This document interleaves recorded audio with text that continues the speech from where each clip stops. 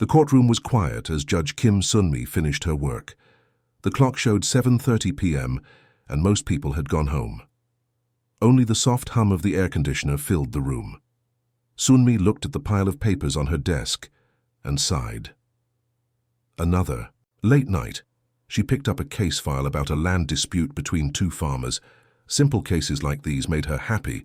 Clear rules, clear facts. Sunmi had been a judge for 15 years. People respected her for being fair and thoughtful. As she read, a strange blue light began to shine through her window. At first, Sunmi thought it was a police car, but the light grew brighter and filled the whole room. Papers flew everywhere. "What is happening?" she whispered, standing up. The light became so strong that Sunmi had to close her eyes. She felt a strange pulling sensation, like being in an elevator moving very fast. Her feet lifted off the floor. Sunmi tried to grab her desk, but her fingers slipped. She floated upward, through the ceiling, through the building's roof, and into the night sky. Fear gripped her chest as she saw her courthouse growing smaller below her. The blue light pulled her into a large metal ship hovering above the city. Sunmi fell onto a cold floor as the pulling force stopped. The room smelled like metal and something sweet she couldn't name. 3 tall figures stood looking down at her. They had human shapes, but were over 7 feet tall with skin that shimmered like fish scales in blues and greens. Their eyes were large and black, with no whites. Long fingers held small devices that beeped as they pointed them at Sunmi. "Human. Secured," one said in a voice that sounded like it came from a computer. "Female, age 47, role, authority figure in primitive justice rituals." Sunmi pushed herself up. "I am Judge Kim Sunmi of the Seoul District Court. You have no right to—" "Silence," the tallest alien said. "Criminal will not speak until questioning begins." Sunmi's mouth fell open. "Criminal? I'm a judge." The aliens looked at each other and made clicking sounds that might have been laughter. "Your primitive deception tactics do not work here," the second alien said. "Our observations show you control fate of other humans. You force them to places of punishment.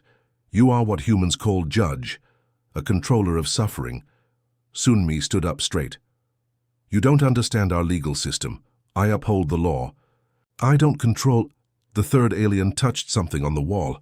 A screen appeared showing Sunmi in her courtroom the day before. In the video, she was sentencing a man who had stolen money from an elderly woman. 3 years imprisonment, the Sunmi in the video said. The alien froze the image. "You send human to cage for taking paper symbols. Very cruel. Very primitive." Sunmi shook her head. "That man stole a life savings from an 80-year-old woman. He—" "Silence," all 3 aliens said together. One alien pressed something on Sunmi's arm. A small device stuck to her skin. It felt cold, then warm. Translation unit attached. Criminal. Will be processed. They led Sunmi down a hallway with walls that seemed to glow from within. Through small windows, she saw other rooms. In one, a man in a police uniform sat on a bench, looking as confused as she felt. The aliens brought her to a small room with a bed, a strange-looking toilet, and a table. One wall was clear, like glass. "Wait here for trial preparation," the tallest alien said. "Judgment comes soon for crimes against your species." After they left, Sunmi ran to the clear wall and pressed her hands against it. It was solid but slightly warm. Beyond it was a large room where more aliens worked at stations, with floating screens. Sunmi looked out a small window and gasped. Earth was visible, but so small she could cover it with her thumb. Stars filled the blackness around it. Tears formed in her eyes. How would she get home? Who would feed her cat? Would anyone even know what happened to her? The device on her arm beeped. A voice came from it. "Criminal 7734. Stand away from barrier." Sunmi backed up. The clear wall slid open, and another alien entered. This one wore a different outfit with symbols across the chest. "I am Examiner Tool. I will prepare you for judgment." "Please listen," Sunmi said slowly. "There's been a mistake. On Earth, judges don't control suffering. We protect society and ensure fairness." Tool tilted its head. "Our studies show Earth justice is random. Some humans locked away for small errors. Others who cause great harm walk free. Explain this fairness." Before Sunmi could answer, the ship shuddered. Alarm sounded. Tool touched something on its wrist. "What is happening?" A voice replied, "More Earth Authority figures detected, collection underway." Sunmi realized they were taking more people, more judges, police officers. "Your people will face galactic justice," Tool said. "The primitive Earth system ends today." As the ship moved, Sunmi saw Earth grow even smaller. She was heading deep into space, away from everything she had ever known, labeled as a criminal by beings who completely misunderstood what justice meant. The door to Sunmi's cell opened with a soft hiss. 2 more humans were pushed inside before the energy barrier flickered back to life with a blue glow. "Are you hurt?" Sunmi asked, helping a man in a neat grey suit to his feet. "Just confused," he said, straightening his tie. "Park Jin-ho, district attorney from Seoul, and this is Lee Dae-won, defense lawyer from Busan." Dae-won nodded, his face pale. He was younger than the others, maybe in his early 30s. "Judge Kim Sun-mi," she replied. "Do either of you know what's happening?" Jin-ho ran his hand through his graying hair. "I was leaving the courthouse when this light appeared. Next thing I know, I'm here." He looked around the small cell. "Where is here exactly?" Sunmi pointed to the small window. "Space, far from Earth." Dae-won rushed to the window and pressed his face against it. "This can't be real," he whispered. "Aliens? Spaceships? This is crazy." Jin-ho sat on one of the 3 beds. "I've been here longer than you two. I've listened to them talk. They call themselves the Jurisprudons." "What do they want with us?" Sunmi asked. "They think we're criminals," Jin-ho explained. "I've picked up bits of their language. They've been watching Earth courtrooms and completely misunderstood what they saw." Dae-won turned from the window. "What do you mean?" "They think our legal system is barbaric. To them, judges are tyrants who lock people away on a whim. Prosecutors are paid attackers. Defense lawyers are weak protectors who usually fail." Sunmi sat down slowly. "That's ridiculous." "Is it?" Jin-ho raised an eyebrow. "Think about it. If you didn't understand the concept of law and just watched a trial, what would you see? One person decides another person's fate. Sometimes people go to prison for years for non-violent crimes." The translation device on Sunmi's arm beeped. A voice came through, "Mealtime for prisoners." A small section of the wall slid open. 3 trays appeared with bowls of something that looked like blue rice. As they examined the strange food, a Jurisprudon guard approached the energy barrier. It was slightly shorter than the others Sunmi had seen, with skin that shifted between green and purple. Sunmi stood up and walked to the barrier. "I am Judge Kim Sunmi of the Seoul District Court. This is a diplomatic incident and violation of our sovereignty," she called out firmly. The alien tilted its large head. "Primitive enforcer will face judgment for crimes against sentient beings. Galactic standards must be upheld." "We are not criminals," Sunmi insisted. "We uphold justice on Earth. There's been a misunderstanding." The guard's skin flashed bright blue. "Your justice, making suffering for taking objects, caging humans for speaking words. This is not justice." Jin-ho joined Sunmi at the barrier. "Your species hasn't studied us long enough. Our system is based on centuries of legal philosophy." The guard made a clicking sound. "We observed for 50 Earth cycles. We saw enough." 50 years, Dae-won gasped. "You've been watching us for 50 years? Many worlds study Earth," the guard said. "Your planet is unusual."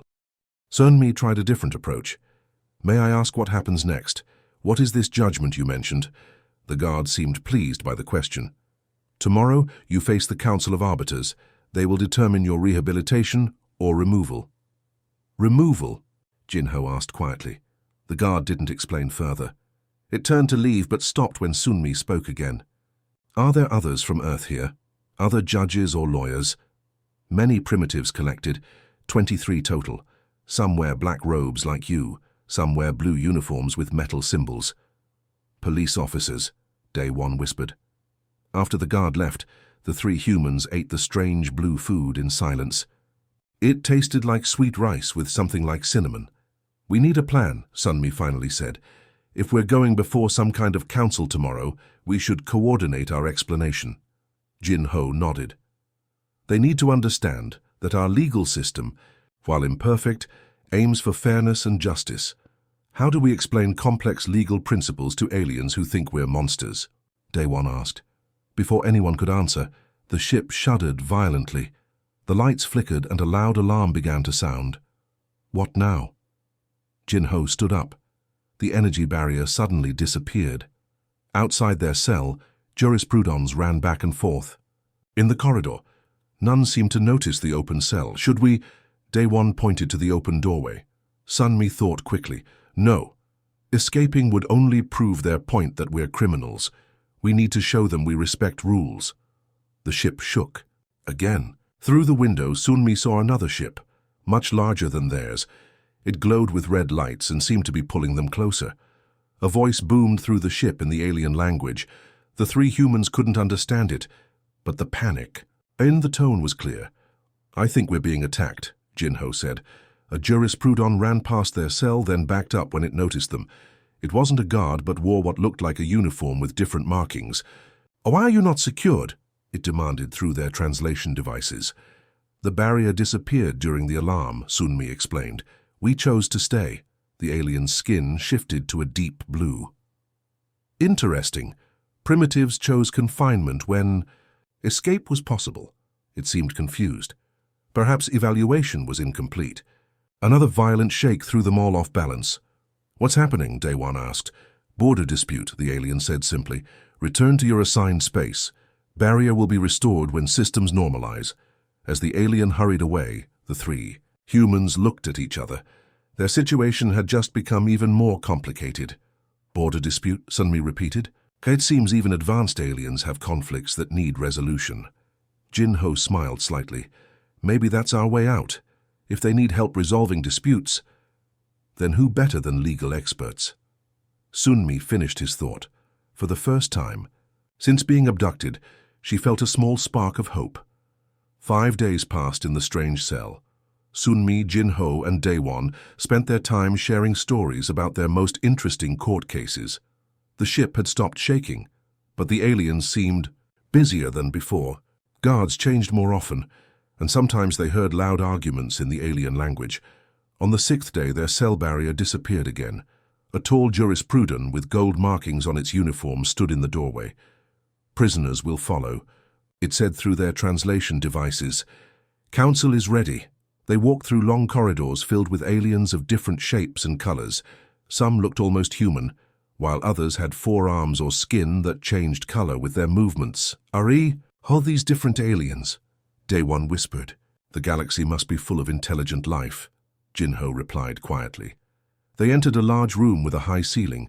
Windows showed the blackness of space and distant stars. In the center stood a round table with seats for about 20 beings. Most seats were filled with jurisprudence and other alien species. Stand here. Their guard directed them to a small platform. Sunmi looked around the room. Her eyes stopped when she saw another human sitting at the table. He was middle-aged with grey hair at his temples and wore clothes similar to the jurisprudence, but fitted for a human body. The man noticed her stare and nodded slightly. An older jurisprudence with skin that glowed soft white stood up. The examination of Earth legal enforcers will now begin. Cultural observer Kang will assist. The human at the table stood. I am Kang Han-jun. I will translate concepts that may be difficult. Sunmi couldn't believe what she was hearing. Another. Korean. Here, the lead jurisprudence spoke again. Primitives, you are charged with crimes against your own species. Your punishment systems are cruel and illogical. How do you defend these actions? Before Sunmi could answer, Han-jun raised his hand. Honored Council, may I speak privately with the Earth humans? I believe there has been a misunderstanding. The Council whispered among themselves. Then the leader nodded. You have 10 minutes. Han-jun led them to a small room off the main chamber. As soon as the door closed, he bowed to them. I apologize for this situation, he said in Korean. My name is Kang Han-jun. I've lived among the jurisprudence for 15 years. How is that possible? Jin-Ho asked. I was a professor of comparative alien cultures at Seoul National University. The jurisprudence have been studying Earth for decades. They approached me to help them understand human behavior. Han-jun sighed. They've made a terrible mistake. You think? Daewon said with a nervous laugh. Han-jun continued. The Galactic Conclave, that's the alliance of spacefaring species, is facing its own crisis. A territorial dispute between the Lumidians and Vortans threatens to destroy their alliance. The Jurisprudons are the peacekeepers of the Conclave, but they're struggling to resolve this conflict. What does this have to do with us? Sunmi asked. When they observed Earth's courtrooms, they thought they were witnessing ritualized oppression, not a justice system. They don't understand the concepts behind our legal system. Hanjun looked embarrassed. I tried to explain, but they decided to collect specimens to study directly. Specimens? Jinho frowned. We're not lab animals. I know, and I'm sorry. I've been trying to convince them to return you all to Earth. Hanjun checked a device on his wrist. We don't have much time. The Council wants to understand how humans resolve disputes. Sunmi's legal mind began working. Can you translate for me? I think I understand what's happening here. Hanjun nodded. What do you need me to explain? How do the Jurisprudons handle their own disputes? What is their justice system like? That's the problem, Hanjun said. Through me, Sunmi learned that the aliens' justice system was purely computational, lacking human concepts like mercy, rehabilitation, and proportionality. They feed all information into massive computers, Hanjun explained. The computers calculate the most logical outcome based on laws and precedents. There's no room for interpretation or circumstances. The Lumidians and Vortans both have strong legal claims to a resource-rich region of space, but the computer can't decide between them. So they have no judges? Daewon asked.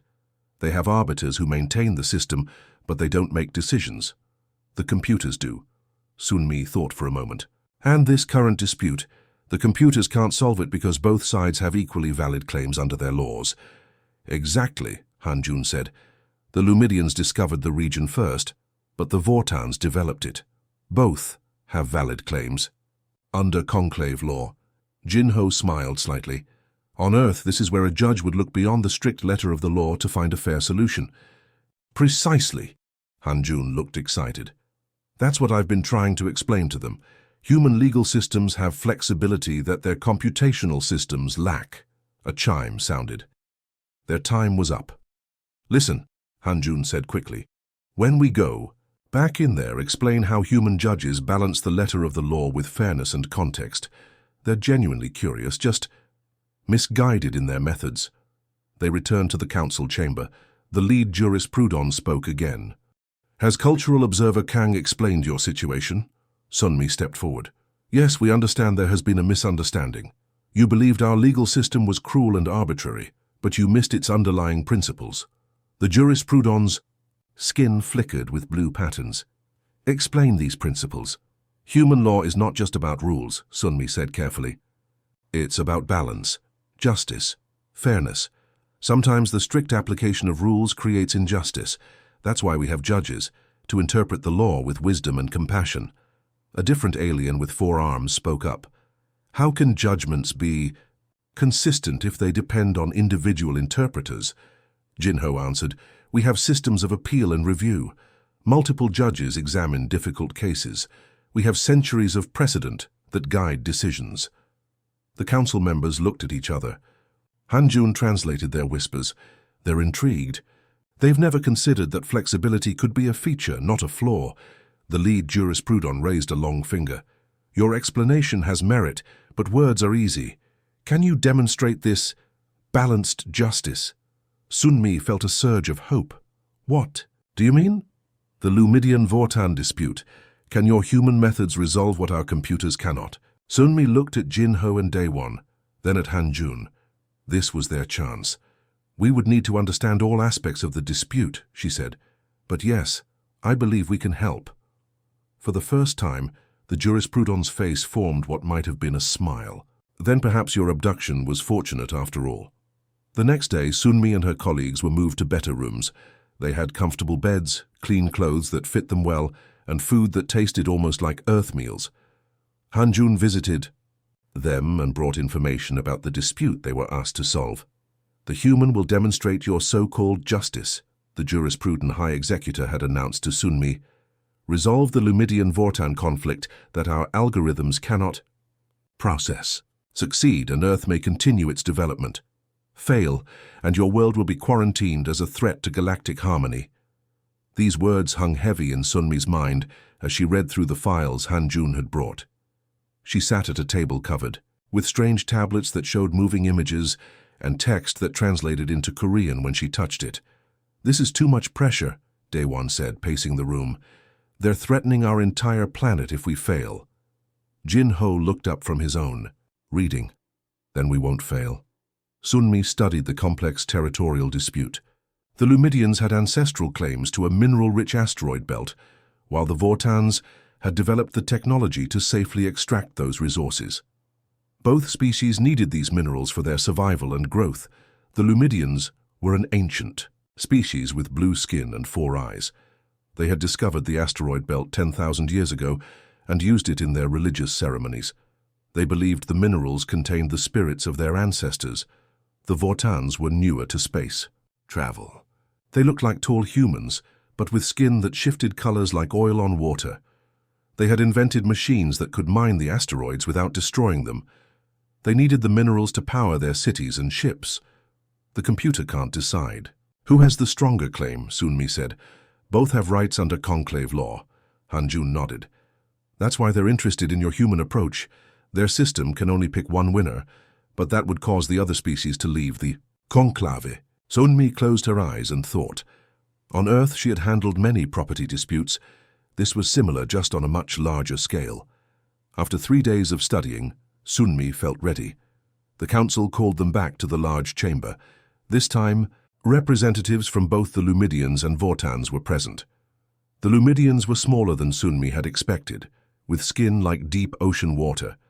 The Vortans stood tall and proud, their skin shifting between green and gold. The High Executor spoke. "Judge Kim Sunmi of Earth will now present her solution to the dispute. All parties will listen without interruption." Sunmi stepped forward. Han-Jun stood beside her to translate. "Thank you for this opportunity," Sunmi began. "I have studied your conflict carefully."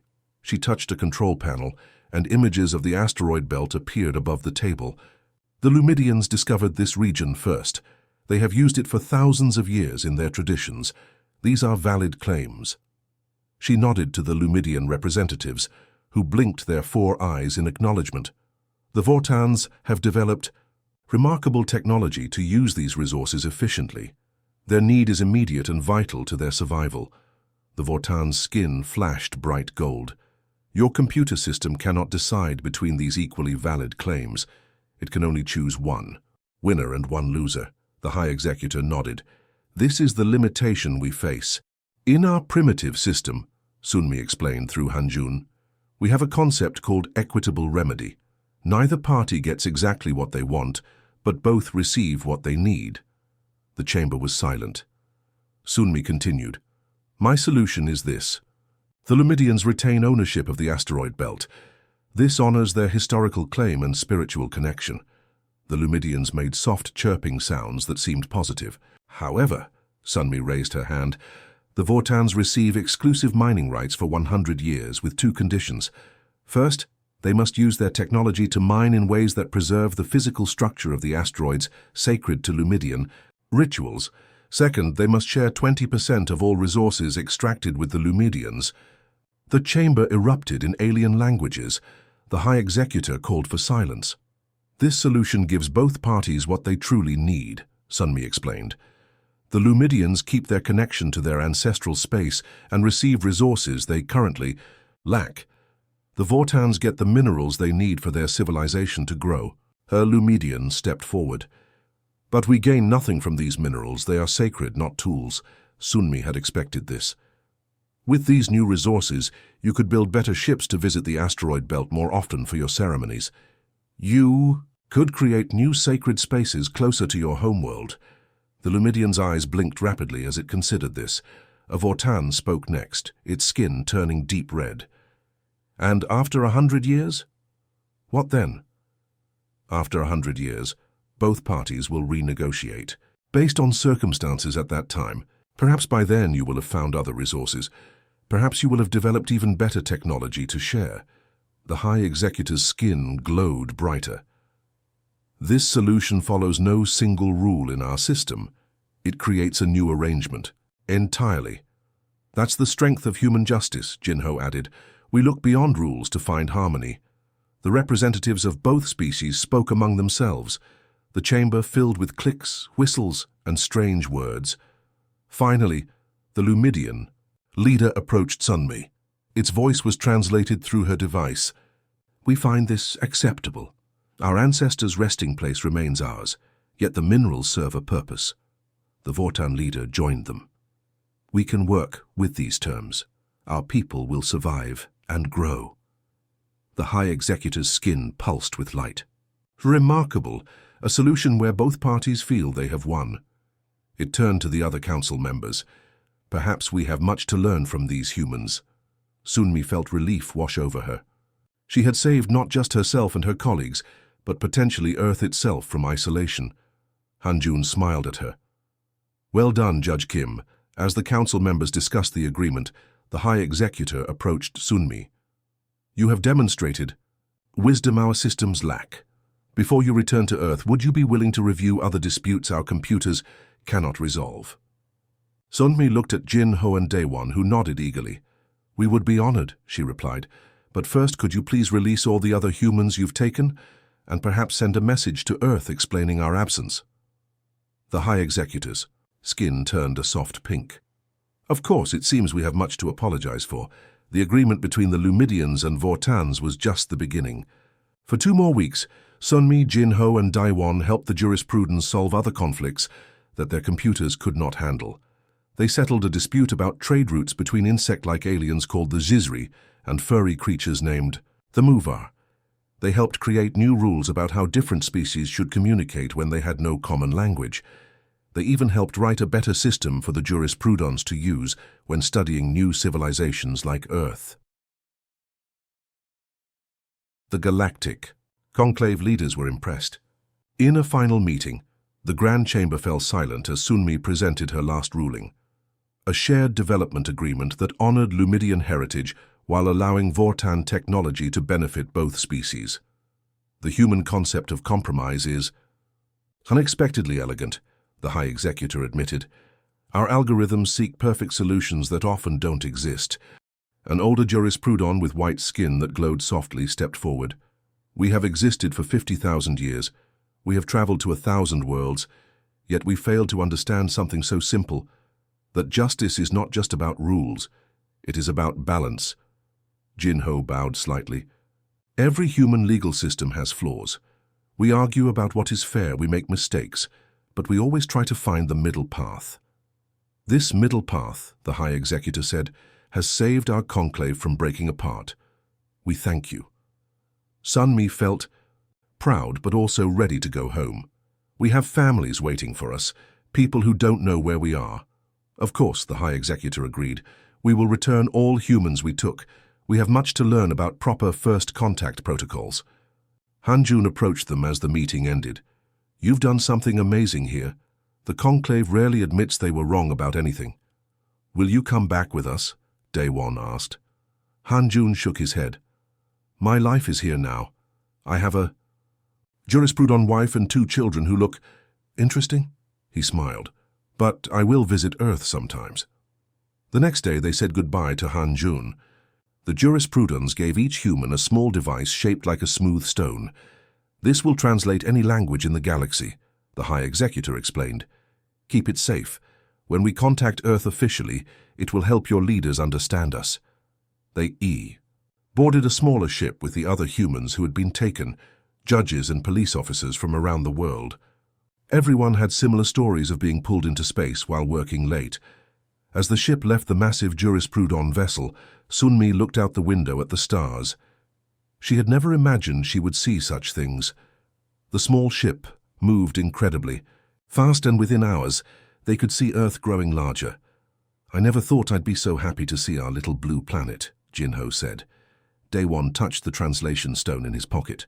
Do you think anyone will believe us when we tell them what happened? Sunmi shook her head. Probably not. But that doesn't matter. What matters is what's coming next. The ship entered Earth's atmosphere, causing a brief period of shaking and heat. Then they were flying through clouds, heading toward Asia. They're taking everyone back to where they were taken from, a police officer from Thailand explained. He had become friendly with their group during the journey. As they neared the Korean peninsula, Sunmi read the communication from the conclave on a small screen. Earth will be contacted formally within 5 years. Your species' unique approach to justice is needed among the stars. Prepare your people, Judge Kim. Humanity has much to teach the galaxy. The ship landed smoothly on the roof of the Seoul courthouse in the middle of the night. Sunmi, Jin-ho, and Dae-won stepped out into the cool Korean air. It smelled wonderful after weeks of filtered ship air. 3 weeks, Jin-ho said, checking his watch. We've been gone 3 weeks. A security guard ran up the stairs to the roof, his flashlight beam bouncing. Who's there? This area is off limits. It's Judge Kim Sunmi, she called. Please call. The police chief. We have quite a story to tell. The guard lowered his flashlight, looking confused. Judge Kim, everyone's been looking for you for weeks. They thought you were kidnapped or worse. I was kidnapped, she said with a small smile. Just not by anyone on Earth.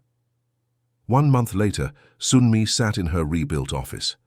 The government had questioned them for days about their experience. Scientists had examined their translation stones, but couldn't figure out how they worked. Most officials didn't believe their story about aliens, thinking they had been taken by some secret human group instead. But Sunmi knew the truth. At night, she often looked up at the stars, wondering what was happening in the galactic conclave. Her assistant knocked on the door. Judge Kim, your 3 o'clock appointment is here. Send them in, Sunmi said.